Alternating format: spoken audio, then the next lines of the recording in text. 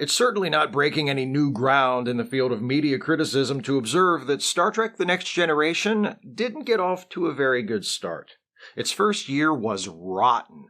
Most of us spent 35 years thinking Season 1 of TNG was rock bottom, and then Season 2 of Star Trek Picard showed up with a rock drill and dynamite, but my opinion does diverge slightly from the consensus on the question of when TNG went from a bad show to a good show. Conventional wisdom says that the show didn't get good until Season 3, and that's not totally unreasonable. Season 3 is the first season where the show feels like the TNG we love today. But it's not like the show was unremittingly awful those first 2 years and then someone flipped a switch and it suddenly got good come the start of Season 3. The climb actually started near the end of Season 1 and continued with some setbacks throughout Season 2. Season 2 might be the most underrated season of TNG. I wouldn't go so far as to call it good overall, but it's a noticeable improvement over Season 1. There are a couple of classic episodes, The Measure of a Man, Q-Who, some real stinkers, The Child, The Outrageous Okana, and Shades of Grey, Star Trek's only clip show necessitated by budget overruns earlier in the season. Some interesting failures, Where Science Has Lease, The Icarus Factor, and a bunch of episodes that are neither successes nor failures, but are just kinda interesting. For example, the subject of this video, Pen Pals, an episode from the back half of TNG's second season. It's the one where Data receives a message from a frightened child on a planet that is being torn apart by extreme geological forces. Even though intervening to save the planet from destruction by this natural process would violate the Prime Directive, Data asks Captain Picard to do so, going so far as to bring the child, Sarjenka, aboard the Enterprise. Picard, like all good Star Trek heroes, decides, oh, to hell with the Prime Directive, and uses the Enterprise to do a thing to fix her planet. Then Dr. Pulaski erases her memory, and they drop her back at her house. Problem solved. Everybody's happy. Not a classic by any means, but not a bad show either. A pretty good Data episode. But what if it wasn't a Data episode? That's the question asked by Pags, the viewer who commissioned me to make this video. What if, instead of a Data episode, Pen Pals was a Wesley episode? How would it have been different? How would it have remained the same? Let's think about that. In the episode as produced, the story ends up being about Data, the emotionless android, making a moral decision that most of his empathetic, emotional shipmates are reluctant to make. He breaks the rules to do the right thing, and in the process reminds Captain Picard that, as Picard himself says in the final scene, there are obligations that go beyond duty. With Wes as the central character, instead of Data, we could tell basically the same story, but it would land differently. Let's run through how it might go step by step. It just so happens Wesley has a story in the original episode. He has a B-plot about him being placed in charge of a planetary survey and feeling insecure about having to give orders to older, more experienced officers. I figure we can keep that, use it as a starting point, and eventually merge it into what, in the original episode, is Data's A-plot. So, we begin with Picard's captain's log, as in the original, first vessel to visit the Selkundi Drema sector, unusual geological activity, hopefully the Enterprise can discover what's going on, etc. Then we cut to the transporter room, where Wesley is at the control panel, frustrated, and his first line is something like, "What is going on?" to sort of bounce off of the last line of Picard's voiceover and create a sense of continuity between the two scenes, even though they're unrelated. It's a cute trick, and if you overdo it, it can easily come across as corny, but if you do it right, it works really well. Which, I guess, is the case for most things. Anyway, Chief O'Brien walks in and asks Wes what the problem is, and Wes explains that he's running a simulation for a school project, but he can't get the transporter to lock onto the test object. O'Brien steps in, checks out what's going on, and then shows Wes how to do it. Some technobabble about how if you're trying to beam something up through high-level atmospheric interference, adjust the amplitude of the beam to match the blah, blah, blah. The technobabble isn't important. The fact that Wesley just learned how to beam something up through atmospheric interference is. Wesley tries it O'Brien's way, and it works, and Wesley is happy, and then Commander Riker's voice is heard on the comm, paging Wesley to the observation lounge. Wes thanks O'Brien. O'Brien's like, just don't tell your teacher that I gave you the answer. Wesley says, actually, in this case, my teacher is Commander Riker. And O'Brien chuckles and says, then you really better hadn't mentioned it. And Wesley smiles and exits. We cut to the observation lounge where the senior staff is assembled, and this scene plays out the same as it does in the original episode. Riker has decided to put Wesley in charge of the mineral surveys of the planets in this sector, but he wants input from the others. Some think it's a great idea, some have concerns, but ultimately everyone thinks Wesley deserves a chance and could benefit from the experience. So, when Wesley arrives, Riker gives him the assignment. He seems excited, but also a little overwhelmed. Here's where I'll make a tiny little change. Picard dismisses the meeting, but asks Wesley to stick around for a second, and they have a brief exchange, just the two of them. Picard acknowledges how daunting this job might seem to Wesley, but reminds him that his team, when he assembles them, will be there to assist him, not to judge him. Don't be afraid to ask questions or reach out for help from your team or from any of us, including myself, Picard tells him. I respect an officer who is willing to seek guidance when necessary, rather than one who, out of pride, will blindly blunder forward. Yes, sir. Assemble your team, Ensign. Dismissed.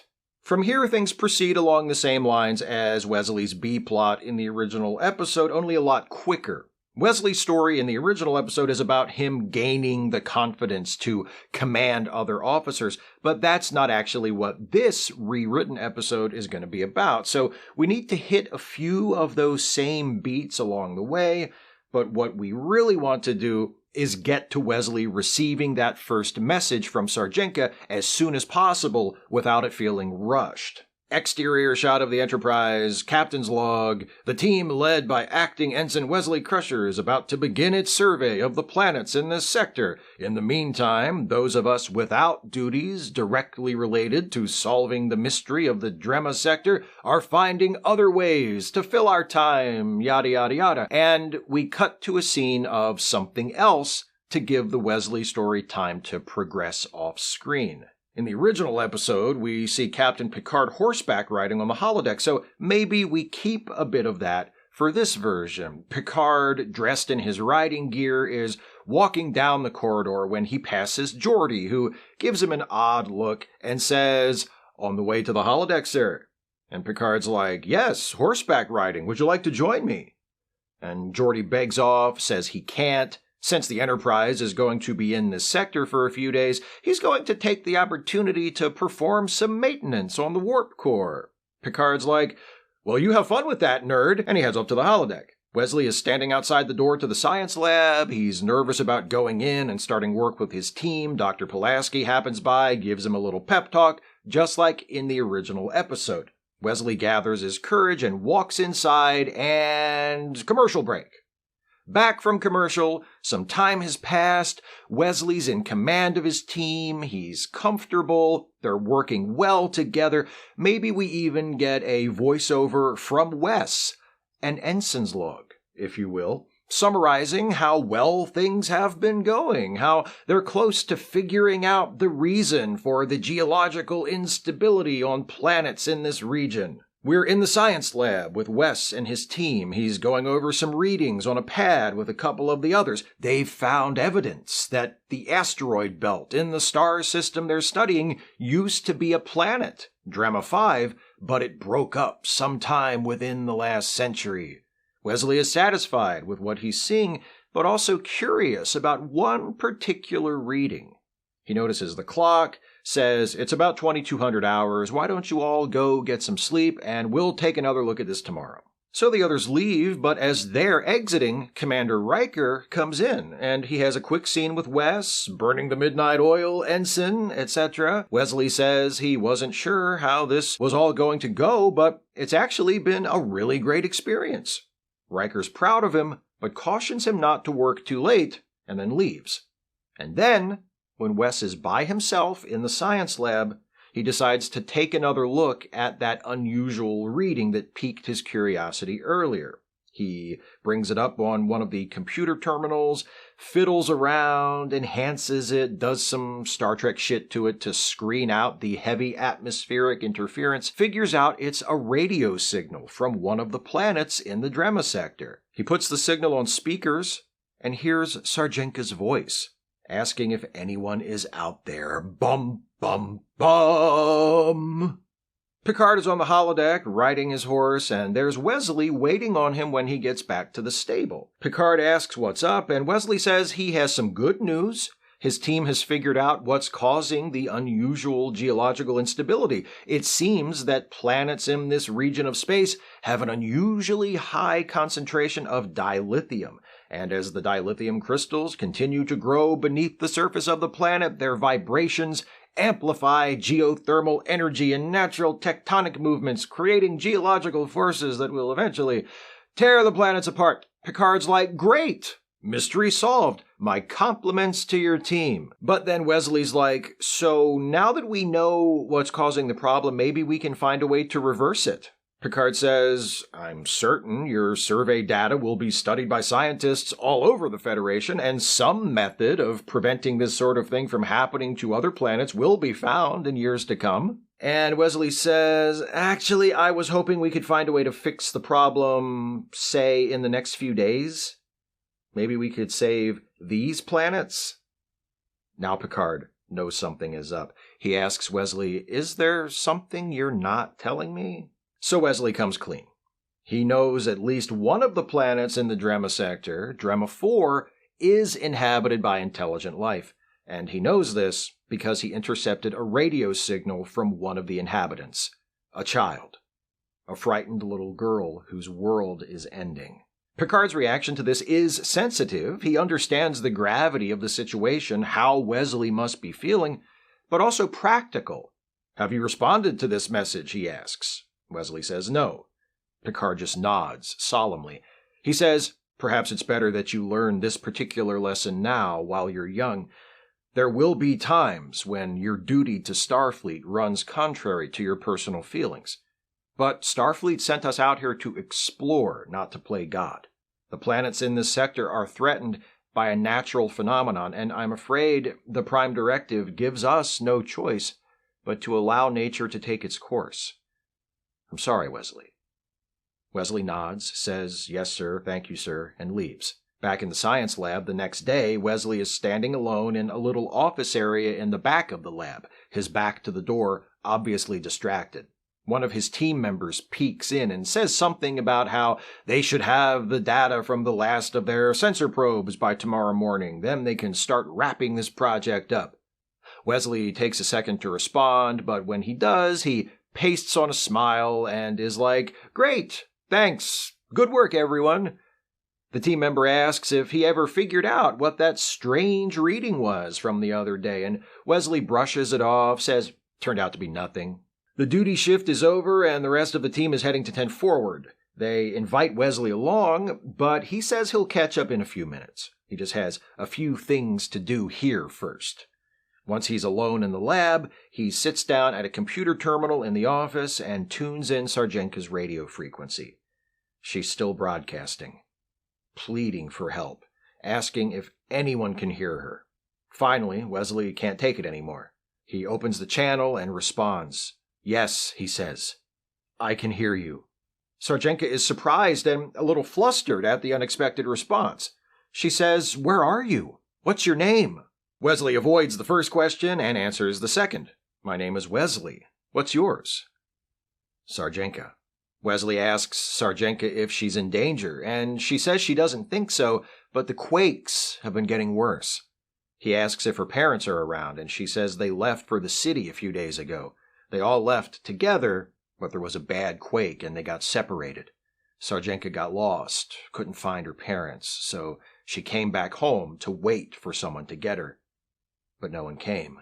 Can you contact my parents? Tell them where I am? She asks. Can you help me? We hold on Wesley as he considers his answer. He's already in deeper than he was supposed to be. How much deeper does he want to go? Cut to Wesley walking into 10 forward, looking emotionally drained. Guinan sees him, tells him he just missed his survey team. They were here for a while, but they all left a few minutes ago. She remarks that she doesn't usually see Wesley in here this late. Wes takes a seat at the bar and puts his head down. She stares at him for a moment or two, then asks dryly, "Is anything wrong?" "How could you tell?" Wesley asks sarcastically. Guinan doesn't say a word. She turns, walks over to one of the replicators behind the bar, pushes a few buttons, a drink materializes in the replicator, and she serves the drink to Wesley. He asks what it is, and she says it's an old family recipe, a banana milkshake with honey and cinnamon. It'll make you feel better, and it'll help you sleep. Wesley thanks her, takes a sip, seems to like it. He thinks for a second, then turns to Guinan and says, "How do you do it?" "The milkshake? Oh, that's easy. I programmed a shortcut into the replicator." Wesley laughs weakly. "No, I mean, how do you listen to people coming in here and telling you their problems all day?" "That's easy too. I stand here, and they sit there, and they talk, and I listen." "What about when they need more than someone to talk to?" Wesley asks. "What do you mean?" "What if they need help?" Guinan shrugs. "If it's something I can help with, I help them." "As simple as that." "As simple as that." "What if you're not supposed to help them?" "Well," Guinan says, "that would depend, wouldn't it?" "On what?" "On what kind of help they need, on what the consequences of me helping them would be. But under the right circumstances, it's possible you would help someone in a situation like that?" "Anything's possible," Guinan says. Wesley sighs. If only that were true.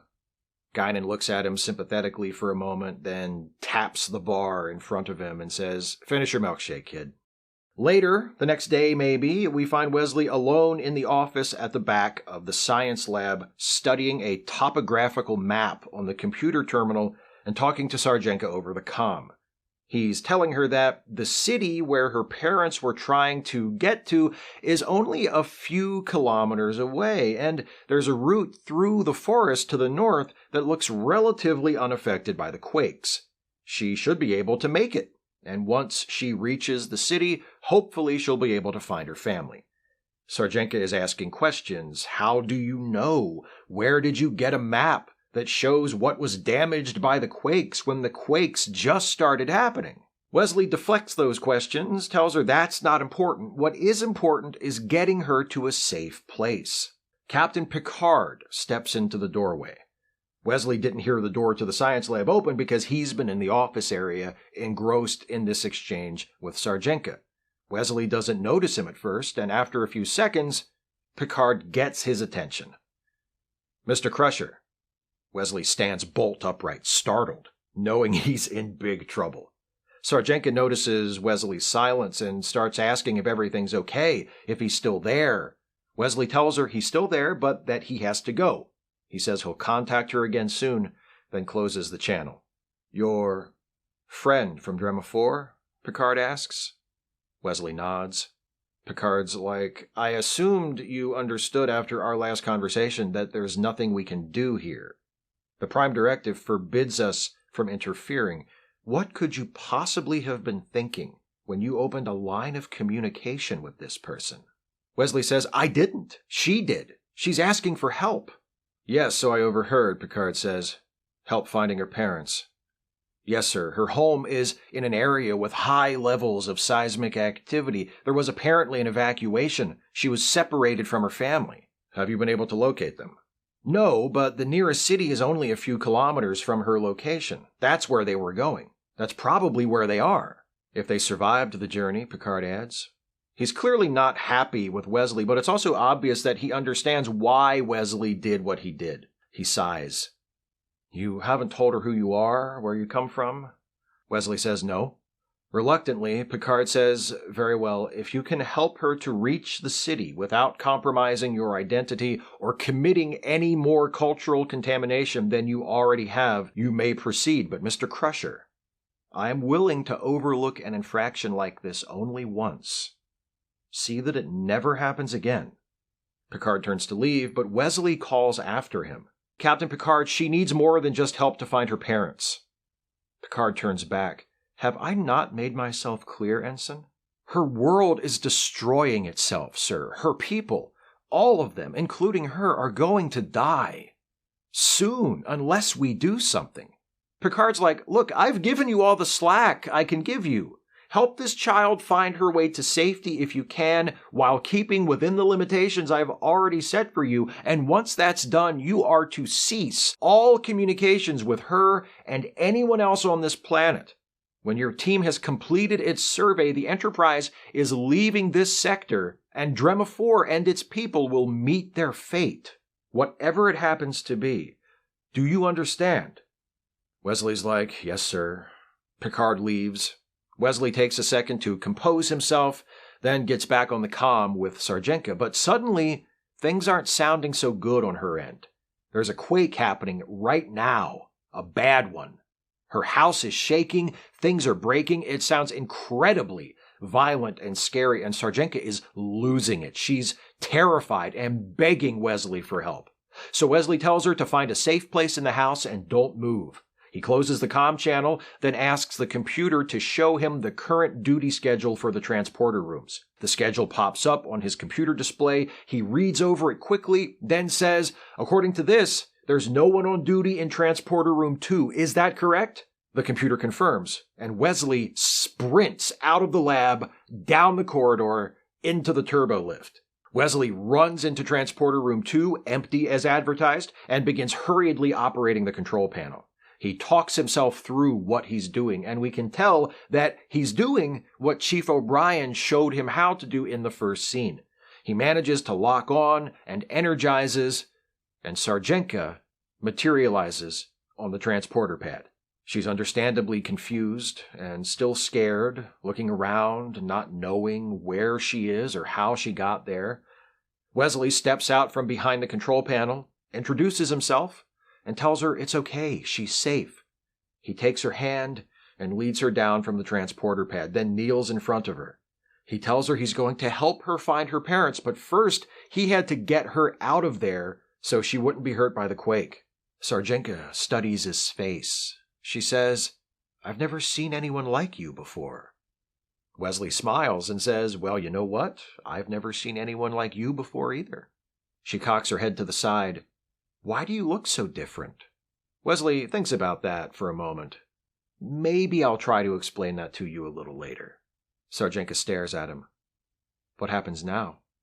Wesley stares back at her for a second, then stands up, takes her hand, and leads her out into the corridor. We cut to the bridge. Riker is on the upper level talking over something with Pulaski and Troy. Worf is behind them at his station, minding his own business. The turbolift doors open, and out steps Wesley and Sarjenka. Everyone freezes. Worf reaches for his phaser, but Riker waves him off. "Jesus, Worf. She's just a kid. No wonder you become such a lousy dad." Riker calls Picard to the bridge, and a moment later, Picard emerges from his ready room. He turns and sees Wesley and Sarjenka. And maybe holding on Picard as he stands there smoldering is a good spot for a commercial break. When we come back, we're in the observation lounge. Everyone is here except Troy and Pulaski, but they come in together after a moment. Troy announces that Sarjenka has settled into her quarters and is resting comfortably. Riker asks if she'll be all right, and Pulaski says, "Don't worry, I've asked nurse whoever to stay with her in case she needs anything." And from there, the meeting goes roughly the same as the one they hold in Picard's quarters in the original episode. For a bit, at least. Picard says the question is no longer how wrong Wesley was to do what he did or why he did it. It's done. What'll they do now? Worf is the hard ass, the prime directive is the law, there's nothing else we can do, we should return Sarjenka to the planet.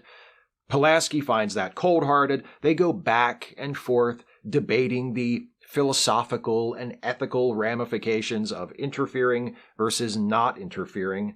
Finally, Picard jumps in to ask if there's even any point to having this debate about interfering in the first place. Is there anything to be done? Can they calm the geological instability of Drama 4, or are they just sending Sarjenka back home to die? Geordi and Data have been looking over the planetary survey data, and they have an idea.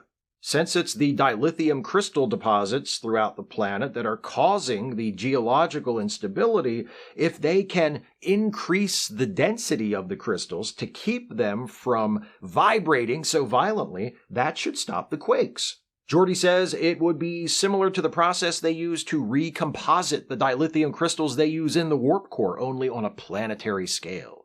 Now that they have a possible solution to the problem threatening the planet, Picard has some thinking to do. He tells Geordi and Data to get to work in case he decides to intervene, and dismisses the meeting. Wesley asks if he can go sit with Sarjenka, but Picard says you most certainly may not, and tells him if he wants to help, he can go to engineering and help Geordi and Data figure out how to do the dilithium crystal thing. Later, Troi drops by Sarjenka's quarters and finds Picard already there. Sarjenka is asleep. Picard is watching her from the doorway. Troi asks Picard what they're going to do. Picard says that Worf is right. The Prime Directive makes their duty in this situation clear. Minimize contamination. Do not interfere. And yet, Troi says, sensing Picard's conflict, and yet... He says, Wesley heard a plea shouted into the darkness by a lost and frightened child. Now she's here, and I find that I am unable to turn my back on her. Picard goes to engineering and tells Geordi to carry out the plan to stabilize the planet whenever he's ready. Wesley is there working with them, and he thanks Captain Picard, and Picard very sternly reminds him that he has a job to do, and walks away. So Geordi and Data and Wesley do the dilithium recompositing thing. However it works, doesn't matter. They can do the same basic thing they do in the original episode. Send a bunch of probes down to drill beneath the surface to do the thing. Whatever. Point is, they do it. It works. They fix the planet. No more earthquakes. Then we get another captain's log to tell us that the operation to stabilize the planet was a success. There's just one more problem they have to solve, and we cut to the quarters where they've got Sarjenka. She's talking to Wesley and Counselor Troi, while Picard and Pulaski look on from across the room. Picard's like, so you think you can wipe her memory of Wesley and all her experiences here? Pulaski says, her brain seems pretty similar to a human brain, so I don't see why not. Picard's like, cool. Wesley, when you're through here, would you please escort Sarjenka to sickbay? Then we get Wesley and Sarjenka walking to sickbay, and it plays out similar to the scene with Sarjenka and Data in the original episode. Sarjenka asks if she can live on a ship like this when she gets older, and Wesley says, I hope so. He stays with her in sickbay and holds her hand while Pulaski sedates her. Once Sarjenka is asleep, Pulaski turns to Wesley and says, between you and me, I don't care what the captain or anyone else thinks. You did the right thing, and I'm proud of you. Wes turns from Pulaski to Sarjenka, and it looks like he thinks he did the right thing too. Picard walks onto the bridge from the ready room and asks for a report from Data. Data tells him sensor readings of Drema 4 indicate that since the earthquakes stopped, the population that moved into the city near Sarjenka's house has begun to disperse back into the countryside. There is a small group of humanoids currently traveling from the city back towards Sarjenka's house. They should reach it within half an hour. Picard calls Riker on the comm and says, proceed when ready. In the transporter room, Wesley is holding Sarjenka, who is unconscious. Dr. Pulaski is here and takes one final reading with her tricorder before nodding her approval. Then Wesley passes Sarjenka to Commander Riker, who steps up onto the transporter pad with her. Wesley falls back next to Chief O'Brien, who is at the control panel. O'Brien glances at Wesley and says, would you like to do the honors? And Wesley recognizes that O'Brien is making a joke and just smiles and says, "No thank you, Chief." O'Brien energizes the transporter. Riker and Sarjenka beam into her house down on the planet. It's empty, showing some damage from that last quake, but looking mostly okay. Riker looks around, places Sarjenka down gently on a soft spot, a couch or a bed or something, and beams out before anyone gets there. She's safe. She's home.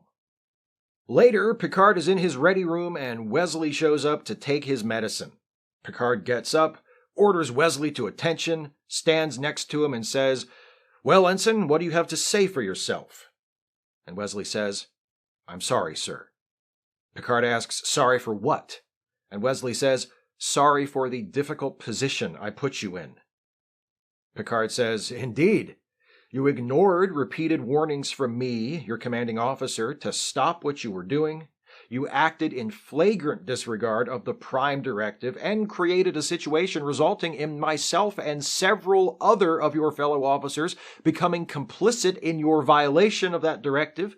I've reported all of this to Starfleet Command, and fortunately, since the cultural contamination was minimal, they consider the matter closed.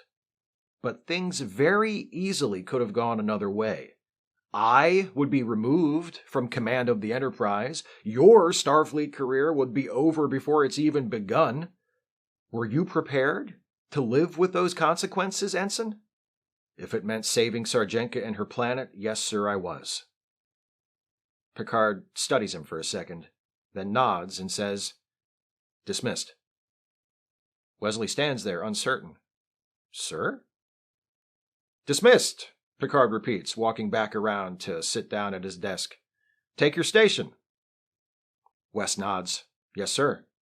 He starts to leave, but stops before he reaches the door, turns back, says, "Sir, if you had been in my place, what would you have done?" Picard's gaze falls to the side. He's quiet. Then he looks back up at Wesley and says, calmly, with the faintest hint of a wistful smile, "Take your station, Ensign." Wesley nods, exits to the bridge, leaving Picard alone with his thoughts in the ready room. Wesley takes his station on the bridge. Riker walks up behind him, says, "Ready to get underway?" Wesley says, "Ready, sir." Riker says, "Very well, set course for Starbase whatever, and engage at Warp 5. Wesley says, "Aye, sir," and pushes his little buttons, and we push in and hold on Wesley, and then cut to an exterior shot of the Enterprise jumping to warp and vanishing in a flash. End of episode! Da da da da da da da! So, thematically, a similar episode to the original. The arc of the main character is more or less the same by the numbers. Both Data in the original and Wesley in my rewrite break the rules in order to do the right thing, and in both versions, Captain Picard starts out opposed to what they're doing, but ultimately comes around to their side. But it plays differently in the rewrite than it does in the original because of the differences between Data and Wesley.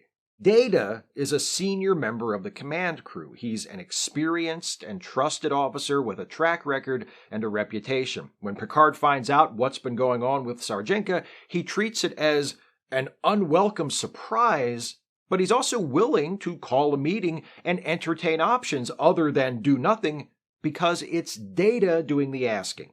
Wesley, on the other hand, isn't even actually a member of Starfleet yet. He's an acting ensign. He's basically a promising trainee. And in my rewrite, his contact with Sarjenka and subsequent actions follow as a result of him being given his first taste of responsibility. He's made the leader of a team tasked with carrying out an important scientific project. And what happens? He drags the crew into a massive Prime Directive violation. He's in a much more vulnerable position in the rewritten version, and I tried to give him a few moments where he presses his luck, like when Picard caves and says, "Okay, you can help Sarjenka make it to the city to find her parents, but then that's it." And Wesley comes back with, "That's not good enough. We need to save her planet." He's really sticking his neck out. Data sticks his neck out for Sarjenka in the original episode too, but from a less vulnerable position than Wesley. And if Data were to wind up kicked out of Starfleet as a result of what he does, well, it would be the end of his Starfleet career, but at least he had a career and got pretty far with it. If Wesley gets kicked out because of what he does in the rewrite, he doesn't get to have a Starfleet career at all. His whole life is ahead of him, and he's potentially blowing it all up for this. So anyway, I don't want to go on too long analyzing my own pitch. That's what I came up with for making Pen Pals a Wesley episode. Let me know what you like or don't like about it, or what you'd do differently in the comments. Pags, I hope this was to your liking. Thanks again for commissioning me to make this video. Commissions are currently closed. However, if and when I decide to open them back up, I will let you all know. In the meantime, if you want to support my work, you can do so by becoming a patron at patreon.com/Steve Shives, becoming a channel member by clicking the join button, or by making a one-time gift through the thanks button, or via PayPal or Venmo, and links to those are in the video description. Thank you all so much for watching. I'll see you next time.